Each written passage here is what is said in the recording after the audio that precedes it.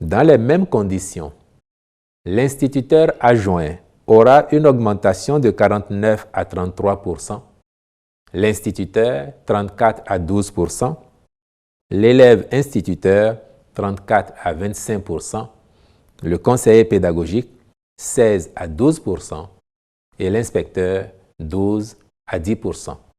Quant aux professeurs adjoints ou certifiés des lycées et collèges, ils constateront respectivement une augmentation de 25 à 11% et de 22 à 10%.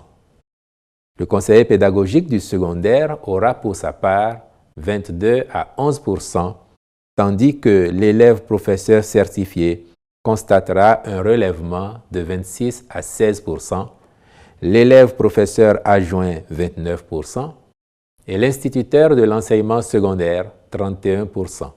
Pour le fonctionnaire de police de deuxième et première classe, la revalorisation va de 34 à 23%, le sous-officier subalterne 23 à 16%, le sous-officier supérieur 18 à 12% et l'officier subalterne 21 à 10%. Le militaire du rang, pour sa part, observera une augmentation de 46 à 22%, le sous-officier subalterne 23 à 16% et l'officier subalterne 21 à 10%. En ce qui concerne les salaires les plus élevés, toutes catégories confondues, ils connaîtront des augmentations de 12 à 3%. Ces mesures entrent en vigueur dès ce mois de décembre 2022 et représenteront, dès la première année d'application, un effort financier de plus de 60 milliards de francs CFA sur la masse salariale.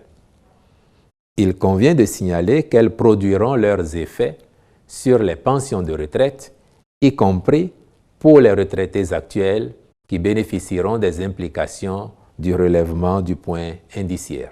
Par ailleurs, s'agissant particulièrement des aspirants au métier d'enseignant, il a été décidé, entre autres avantages, de leur accorder désormais 11 mois de rémunération au lieu de 9 actuellement, soit un effort financier supplémentaire annuel de 6,5 milliards de francs CFA et de leur donner la possibilité, à terme, de faire carrière comme agent de l'État. Enfin, à la suite des discussions avec le patronat, il a été retenu de fixer le salaire minimum interprofessionnel garanti SMIG à 52 000 francs CFA pour compter du 1er janvier 2023 contre 40 000 francs CFA actuellement, soit une hausse de 30%. Saisissant cette occasion, le gouvernement invite le secteur privé à se pencher favorablement sur la question de revalorisation des salaires de ses employés. Ont été par ailleurs adoptés au titre des mesures normatives les décrets portant nomination de commissaires aux comptes près certaines entreprises publiques et auprès de l'Institut national de la femme. Agrément de la société civile professionnelle, Ganiou Adeshi et Kassirat Adeshi, et nomination de Madame Laïdé Tayo Kassirat Adeshi en qualité de notaire associé par suite de constitution de la société civile professionnelle Ganiou Adeshi et Kassirat Adeshi sur la charge attribuée par décret numéro 86-132 du 8 avril 1986. Approbation des statuts modifiés de la Loterie nationale du Bénin. Approbation des statuts de l'Observatoire de la famille, de la femme et de l'enfant. Au chapitre des communications, en point 1, création de l'association PCM Bonou pour la pérennisation des acquis du projet Commune du millénaire de Bonou. Ce modèle de gouvernance se veut un outil d'accompagnement des acteurs pour l'implémentation durable des politiques et stratégies de développement, notamment celles relatives à la transformation structurelle de l'économie des territoires. Il est fondé sur la responsabilisation, le renforcement des droits de propriété et la participation financière des acteurs bénéficiaires du projet en vue de maximiser leur utilité à travers la promotion de l'entrepreneuriat communautaire.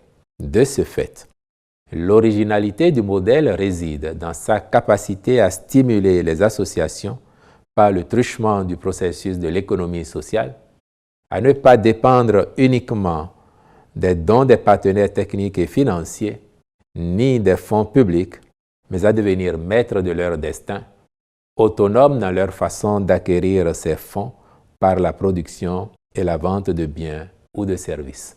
En point 2, mise en place d'un dispositif allégé de lutte contre la COVID-19 au Bénin. La tendance favorable observée relativement à l'évolution de la pandémie dans notre pays et dans la sous-région a conduit le gouvernement à alléger les mesures restrictives, en particulier pour les voyageurs à destination du Bénin. Mais l'entrée sur le territoire de plusieurs pays de la sous-région et d'ailleurs reste toujours soumise à la présentation d'un test PCR négatif datant de moins de 72 heures et ou d'un certificat vaccinal à jour. Aussi, le Conseil a-t-il marqué son accord pour maintenir un dispositif allégé de riposte en vue d'assurer la détection et la prise en charge des cas résiduels. Il permettra en outre d'effectuer les tests de dépistage aux voyageurs au départ de Cotonou selon les exigences des pays de destination, puis d'offrir des prestations de vaccination et délivrer les certificats appropriés.